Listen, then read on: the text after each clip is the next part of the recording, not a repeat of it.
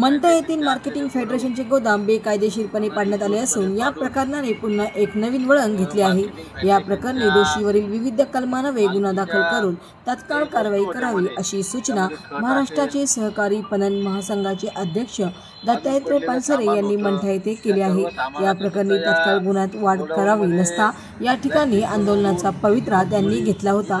यावेळी the Maharashtra state of co-operative marketing federation limited अध्यक्ष दत्तात्रय पानसरे, स्थानिक संचालक छत्रपती संभाजीनगर पांडुरंग भुगे, सर व्यवस्थापक मालमत्ता मुंबई नितीन यादव, जिल्हा पणन अधिकारी जालना राजेश हेमके, जिल्हा पणन अधिकारी छत्रपती संभाजीनगर विजय राठोड, खरेदी विक्री संघ अध्यक्ष भाऊसाहेब गोरे, उपाध्यक्ष सचिन बोराडे, अजय अवचार, शरद पाटील, खुशाल इघारे, प्रकाश घुले, गोविंद नवघरे यांच्यासह अनेकांची उपस्थिती होती।